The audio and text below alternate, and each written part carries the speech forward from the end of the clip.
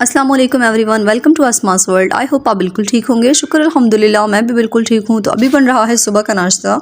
मैं किचन में थी, मैं सुबह किचन में आई और मैंने नाश्ता बनाना शुरू कर दिया। अभी मैंने चाय रखी थी। आज मेरा कुछ गला भी ख़राब है और मुझे नज़ला लगा हुआ है, आँखों में स्वेलिंग हो रही है, पता नहीं क्या हो रही है, शायद मौसम की तब्दीली है। और अबू सुबह लेकर आए थे बाहर से नान, मैंने उन पे घी लगाया था और उनके पराठे बना लिए थे।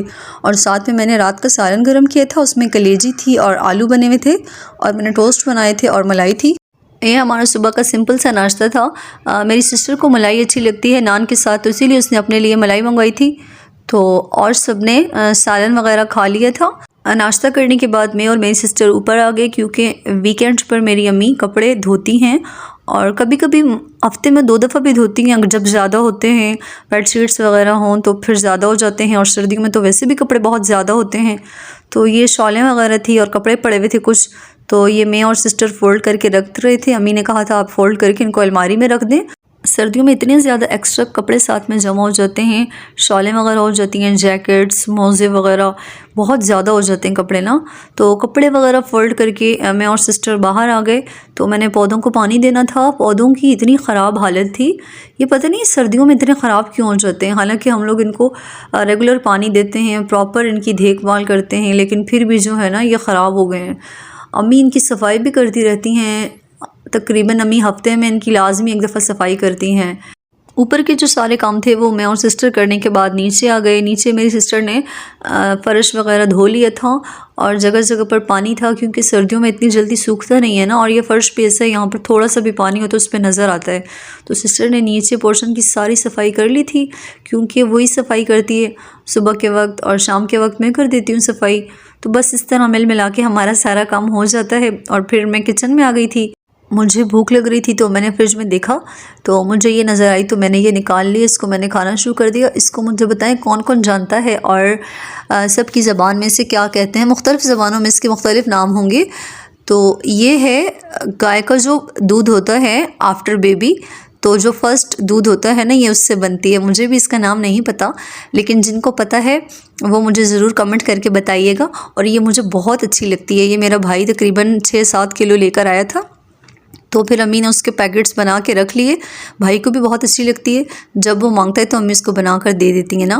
और यहाँ पर किचन में मैं और सिस्टर मिलके वेजिटेबल पुलाव की तैयारी कर रहे थे कि फ्रिज में वेजिटेबल्स पड़ी हुई थी। मैंने सोचा चलो सब्जियों से ही कुछ बना लेते हैं। तो अम्मी सुबह गोश्त का सालन बना कर गई थी, अभी वो सही से गला नहीं था, तो हम लोगों ने यहाँ पर पुलाव की तैयारी करना शुरू कर दी थी। अम्मी ने कहा है कि तुम दोनों किचन में हो तो साथ में सालन को भी देखती रहना, ये गल जाए तो फिर इसमें आलू डाल देना। तो यहाँ पर मैंने पुलाव के लिए प्याज काट के डाल लिया था, और इसको बहुत ज़्यादा ब्राउन नहीं करना, मतलब ब्लैक नहीं करना, ब्राउन तो करना है। और फिर इसमें अदरक लहसुन का पेस्ट वगैरह डाला था। इसमें मैंने गरम मसाले शामिल नहीं किए थे, क्योंकि इसमें वेजिटेबल्स जाएंगी। अगर मैं चिकन या फिर मीट वाला बनाऊँ पुलाव तो उसमें मैं शामिल करती हूँ ना सारा गरम मसाले, स्पाइसेस वगैरह, तो उसमें इतने ज़्यादा शामिल नहीं किए थे। मैं जब भी एडिटिंग के लिए बैठती हूँ या वॉइस ओवर के लिए, बैकग्राउंड नॉइस इतना ज़्यादा होता है ना हमारे एरिया में, पता नहीं कहाँ कहाँ से आवाज़ें आती हैं। ये मेरे साथ होता है, ये सबके साथ होता है। हालांकि मैं अलग से कमरे में बैठती हूँ, दरवाज़ा बंद करके बैठती हूँ, लेकिन फिर भी इतना बैकग्राउंड नॉइस, बस इसको इग्नोर कीजिएगा। यहाँ पर गोश्त गल चुका था और उसमें मैंने आलू शामिल कर दिए थे। अब इनको कुछ देर के लिए पकाएंगे, और फिर उसके साथ साथ मैं अपने पुलाव को भी देख रही थी। अब मैंने अदरक लहसुन और हरी मिर्चों का पेस्ट शामिल किया था, और फिर उसको पेस्ट शामिल करने के बाद थोड़ा सा पका लिया था। और आज मैं आपके साथ YouTube के हवाले से एक छोटी सी बात शेयर करती हूँ। YouTube पर लगातार मेहनत करते रहें, आपको कामयाबी ज़रूर मिलेगी। तो बस मेरा भी ये है कि मैं भी मेहनत कर रही हूँ, आप भी करें। और मैंने एक पहले चैनल बनाया था मेडिटेशन का, तो उसमें मेरे 1 वीक में वॉच टाइम भी कंप्लीट हो चुका था और सब्सक्राइबर्स भी तकरीबन 1700 हो चुके थे। बस मैंने मोनेटाइजेशन के लिए अप्लाई किया, तो फिर मेरे चैनल को मोनेटाइज नहीं किया गया और मुझे स्ट्राइक आ गई कि आपने किसी और का टाइटल यूज़ किया है। तो शायद मैंने 2-3 वीडियो में टाइटल यूज़ किया था, तो उन्होंने मुझे स्ट्राइक भेजी। और हालांकि सब कुछ मेरा अपना था, उसके बावजूद भी उन्होंने मुझे स्ट्राइक भेजी और मेरा चैनल मोनेटाइज नहीं हुआ। तो इसको देख के मैं बहुत डिसहार्ट हो गई।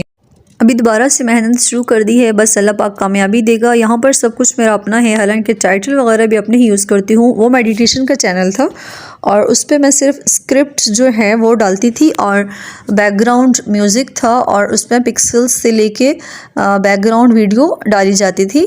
तो वो मैंने यूट्यूब पर ही देखा था, तो बस उसको देख के कहीं से मैंने वो चैनल स्टार्ट किया था और उसकी ग्रोथ बहुत जल्दी हुई थी। फिर उसके बाद जब मैं उससे बहुत डिसहार्ट हुई तो काफ़ी टाइम मैंने काम नहीं किया और फिर मुझे दोबारा से ख़्याल आया कि चलो कुछ करते हैं तो शायद अल्लाह पाक कामयाबी दे दे। तो अभी इसी आस पर मैं दोबारा लगी हूँ। आप लोग मुझे भरपूर सपोर्ट कीजिए, एक दूसरे को सब सपोर्ट करें। आते हैं अपनी रेसिपी की तरफ। मैंने यहाँ पे अदरक लहसुन के बाद इसमें टमाटर शामिल किए थे, उनको थोड़ा सा फ्राई किया था और इसमें मैंने वेजिटेबल्स शामिल की थी। वेजिटेबल्स में मैंने मटर, आलू और कैरेट शामिल की थी, गाजर शामिल की थी मैंने इसमें। और फिर मैंने इसमें 3 से 4 कप पानी शामिल किया था और उसको कवर कर दिया था ताकि पानी थोड़ा बॉईल हो जाए। तो फिर मैं इसमें चावल शामिल करूँगी। तो यहाँ पर मेरी सिस्टर बना रही थी सैलड में उसने सिर्फ़ और सिर्फ गाजर रखी थी और एक खीरा था, उसको वो पील कर रही थी। दोनों चीज़ों को पील करने के बाद उसने उसको कट कर लिया। मेरे अब्बू को सैलड बहुत पसंद है ना, तो इसी वजह से हम लोग जो भी फ्रिज में होता है बस वो काट देते हैं, क्योंकि अब्बू बहुत खुशी से खाते हैं सैलड। सभी खाते हैं लेकिन अब्बू ज़्यादातर नहीं होता तो पूछते हैं कि फिर आपने सैलड आज क्यों नहीं बनाया, चटनी क्यों नहीं बनाई।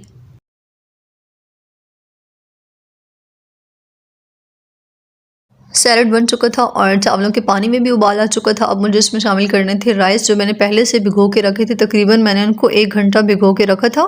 पहले अच्छे से वॉश किया था, चेक किया था इसमें कोई कंकर वगैरह तो नहीं है। फिर उसके बाद मैंने भिगो के रख दिए थे चावल 1 घंटे के लिए। मुझे तो ये लगता है कि मुख्तलिफ़ तरीक़ों से ना घर में राइस बनाने चाहिए। सब लोग किस किस तरह बनाते हैं मुझे ज़रूर कमेंट करके बताइएगा, जो ये वीडियो देख रहे हैं। हम लोग तो ज़ीरा वाले राइस बनाते हैं, मटर पुलाव बनाते हैं, मटन पुलाव बनाते हैं, बीफ पुलाव बनाते हैं, चिकन पुलाव मुझे बहुत पसंद है, चाइनीज़ राइस बनाते हैं, मुख्तलिफ़ तरीक़ों से बनाते हैं। आप मुझे कमेंट करके बताइएगा कि आपके घर में ज़्यादा कौन सा पुलाव बनता है और क्या चीज़ ज़्यादा खुशी से खाते हैं। मुझे तो लगता है कि जो कराची में रहने वाले हैं वो सारे ज़्यादातर खुशी से ना बिरयानी खाते हैं और मेरी ख़ुद बहुत फेवरेट है बिरयानी। यहाँ पर सब चीज़ें रेडी हो गई थी और मैंने सैलड के साथ चटनी भी बनाई थी। दोनों चीज़ें फ्रीज़र थी तो सर्दी है, इतनी जल्दी ये मेल्ट नहीं होती, तो इसमें ये क्यूब्स पड़े हुए थे चटनी के, अभी वो अच्छे से मेल्ट नहीं हुई थी। सब कह रहे थे कि देर हो रही है, ले आए, बहुत भूख लग रही है। तो गर्मा गर्म चावल अभी सिस्टर डाल रही थी और फिर जाके इसको दस्तरखान पे सबको पेश करना था। वैसे हम लोग खाना 1 से 2 बजे तक खा लेते हैं, लेकिन आज बहुत लेट हो गया था ना, 2:30 बज चुके थे और फिर उसके बाद नमाज़ भी पढ़नी थी। नमाज़ भी बहुत लेट हो गई थी हमारी। खाना खाने के फ़ौरन बाद हम दोनों ज़ोहर की नमाज़ पढ़ने चले गए, क्योंकि ज़ोहर की नमाज़ का टाइम ख़त्म हो रहा था और हम दोनों साथ किचन में खड़े थे, क्योंकि एक को कुकिंग करनी होती है और एक को शूट करना होता है, तो इसीलिए हम दोनों का सारा टाइम वहीं पर स्पेंड हो जाता है एक साथ। तो इसीलिए ज़्यादा टाइम हो गया था और फिर शुक्र है हम लोगों ने टाइम ख़त्म होने से पहले पहले ज़ोहर की नमाज़ पढ़ ली थी और उसके बाद जो आगे के काम थे वो किए थे और अम्मी ने बर्तन वगैरह धो लिए थे और फिर मैंने शाम की चाय बनाई थी, सर्दी में चाय। और मैं तो हाथ में पकड़ के ना चाय को हाथ गर्म करती रहती हूँ इससे, क्योंकि सर्दी में हाथ पाँव बहुत ज़्यादा ठंडे हो जाते हैं। सबके लिए मैंने चाय बनाई थी, सबको चाय दे दी थी और आज मैंने चाय भी बहुत लेट बनाई थी, क्योंकि खाना भी लेट खाया था और अब्बू घर पर थे ही नहीं। अब्बू चले गए थे वोट देने के लिए। जब वो वापस आए तो उन्होंने कहा मैं चाय पी कर आया हूँ, तो बस हम लोगों ने चाय पी ली थी। अब भी यहाँ पर आई थी रात की रोटियाँ बनाने के लिए किचन में, तो मुझे चूल्हा गंदा लग रहा था, तो मैंने कहा पहले मैं चूल्हे को साफ़ कर लेती हूँ और उसके बाद मैं रोटियाँ बनाऊँगी। क्योंकि सुबह जब नाश्ता बनाने के लिए आएँ और चूल्हा गंदा हो तो अजीब सा दिल होता है, दिल ही नहीं करता काम करने का। तो इसीलिए मैंने पहले चूल्हे को साफ़ कर लिया था और फिर उसके बाद मैंने रोटियां बनाई थी।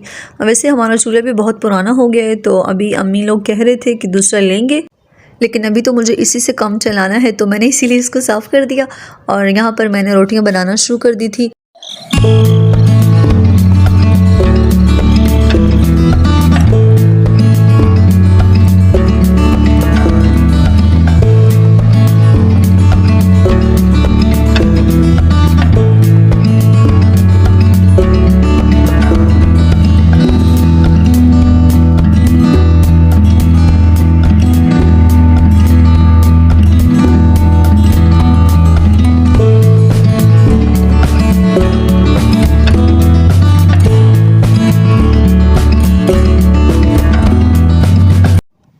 रोटियां सारी बना चुकी थी और अब सब ने खाना खाना था। आई होप मेरा आज का ये ब्लॉग आपको पसंद आया होगा। अगर आपको मेरी ये वीडियो पसंद आई है तो प्लीज़ मेरी वीडियो को लाइक कीजिए, मेरे चैनल को सब्सक्राइब कीजिए, मुझे बहुत सारा सपोर्ट कीजिए।